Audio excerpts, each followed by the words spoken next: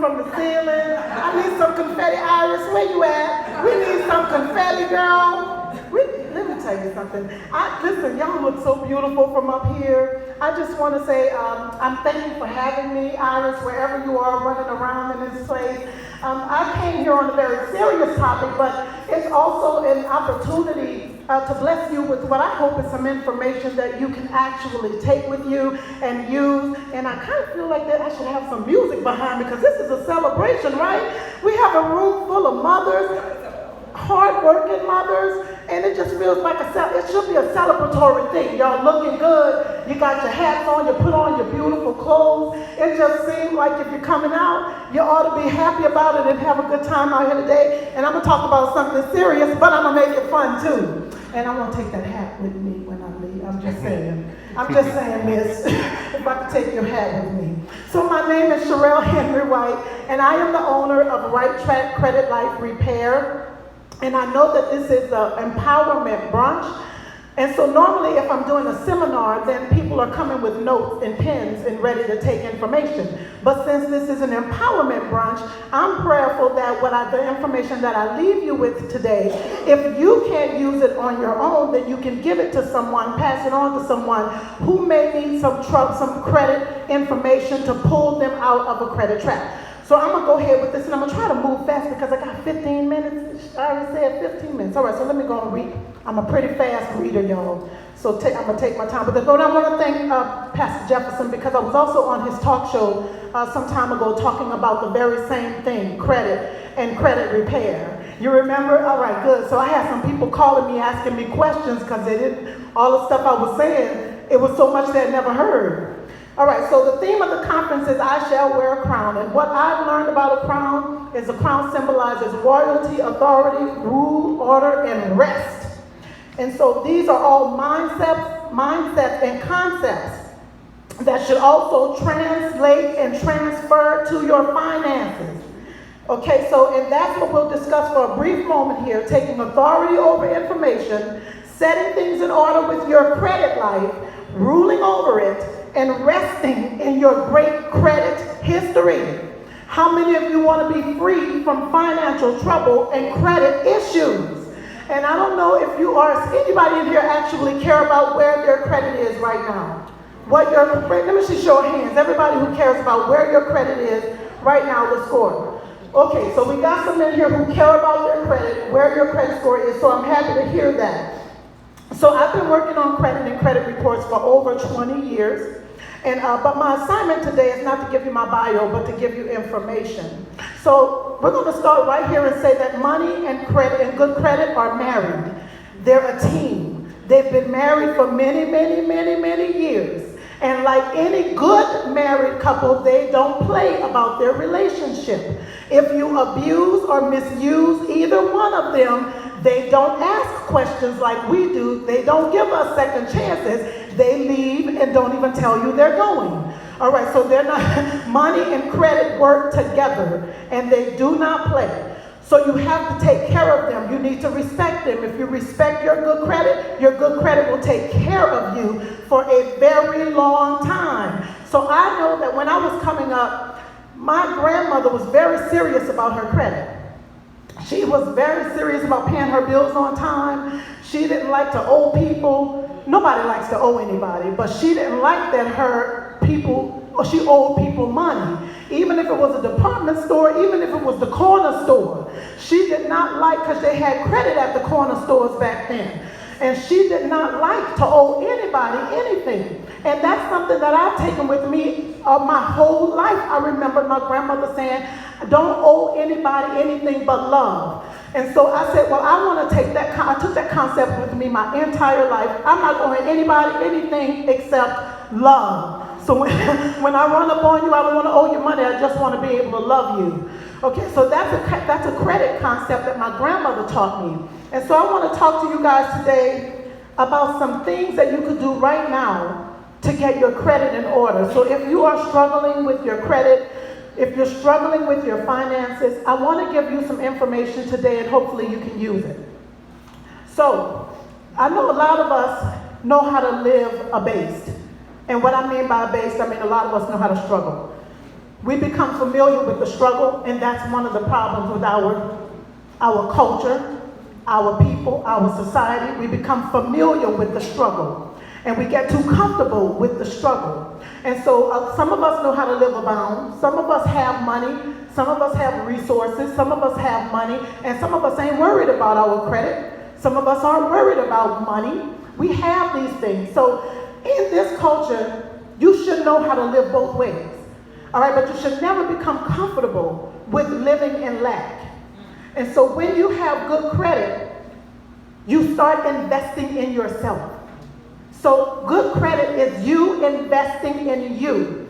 And so even if you are in a situation where your credit life is great and you really don't have a need for credit at this particular point in your life, guess what? You have children, nieces, grandchildren, brothers, and other people who are in debt right now who may need some information that I'm getting ready to give you.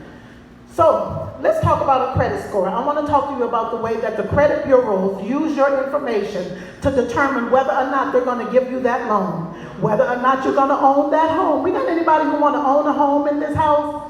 Anybody who wants to be a homeowner? So then you know how important your credit is in terms of owning a home. Unless you have cash to pay for that home, then you're going to need credit. And something I learned as I've been doing this process, that cash is good, but credit is actually more powerful than cash, because your good name can take you places that your money can't.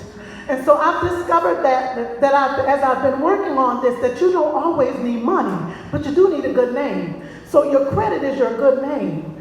Okay, so I just threw that in there, y'all. That wasn't even part of my speech, but I learned that as I was going along the way. You know, your good name is important, and that's attached to your credit.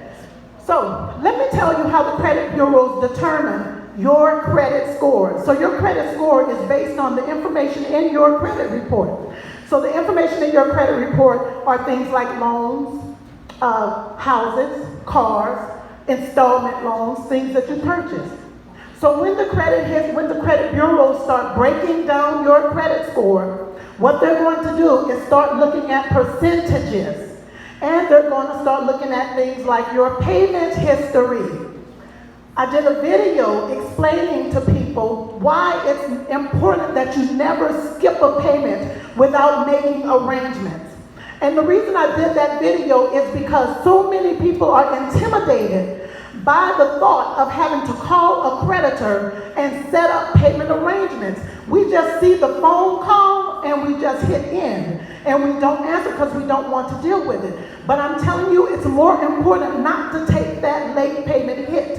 It's more important to call your creditor up. There is not a creditor on this planet that will not give you more time. And I'm going to tell you why they'll give you more time. Because if they give you more time, that means more money for them. You get it? So that means more interest on the loans that you're paying on. So they're happy to give you more time. And if they don't hit you with a loan, they'll hit you with a late fee. So they don't mind giving you more time. So my point is, if you're going to be late on a bill, if you don't have the money, something's going on, you can't make that payment, call them.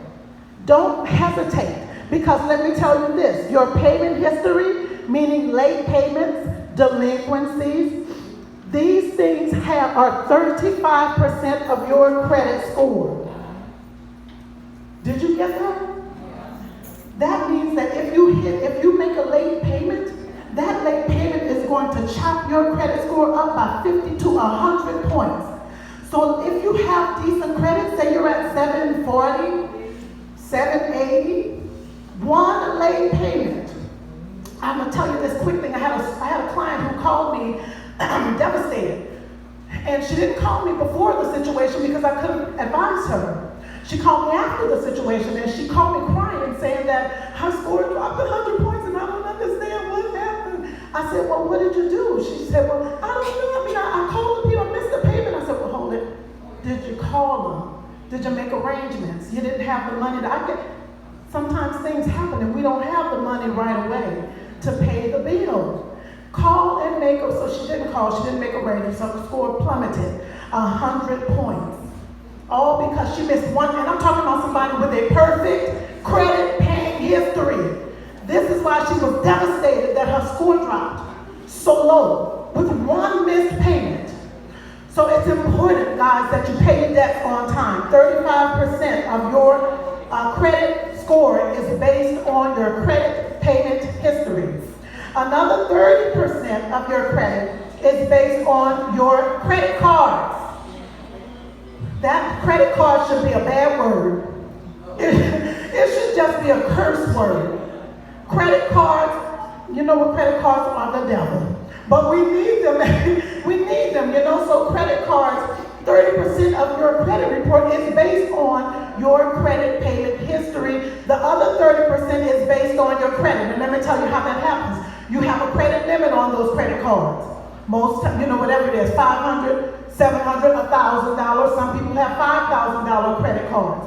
People determine if they're going to lend you money by the balances you have on those credit cards. So if you have a credit card with a $1,000 limit and that credit card is at $998, they're going to determine that you're a credit risk because your balances are too high that you're carrying on those credit cards. So your chances of getting a good, now they may give you a loan because they see you might pay your bills, but you skip payments, you'll get some time, they can get money from you.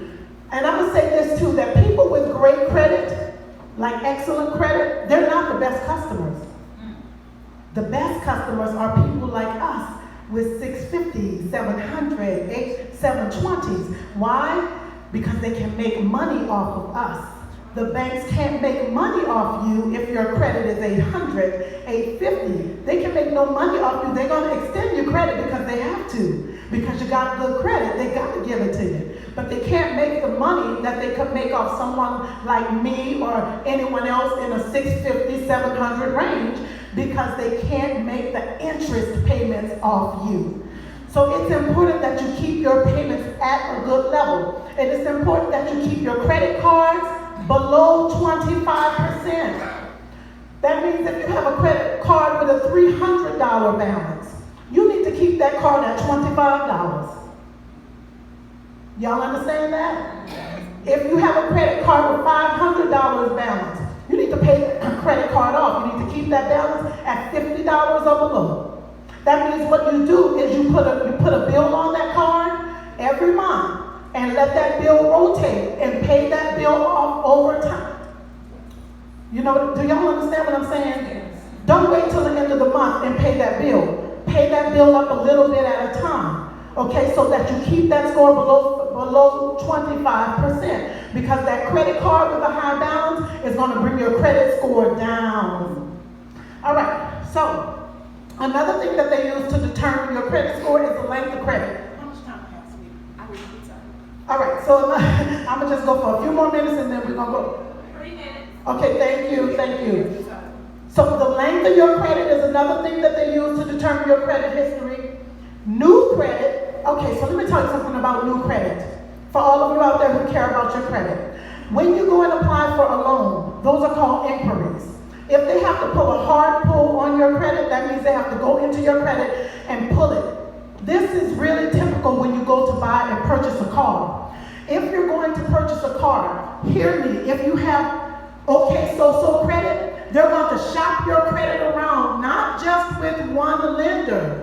That credit may possibly be shopped around to 5 or 6 different lenders. And every lender that they shop your credit to is going to pull your credit score down. Okay, so this is why it's important that you have good credit, because they're not just going to shop your car around once, they're going to shop it around to about 5 different lenders, right? So then by the time each inquiry, if it's a group inquiry like car companies do, that's like 10 points per pull. So if they shop your credit around to 5 different lenders at that one time, that one instance, you just lowered your score by 50 points. Sitting in that car dealership. Okay, so please be mindful of this, and it's another reason why it's important right now that you work on your credit. I'm going to tell you guys something else, because right now I'm just going to get off this script because I just want to give you guys some information. I was talking to a little guy yesterday I was having my oil changed. And after he finished changing my oil, I gave him a flyer. And he looked at the flyer and I was getting ready to drive off, and he read the top and he said, wait, hold up. You do credit?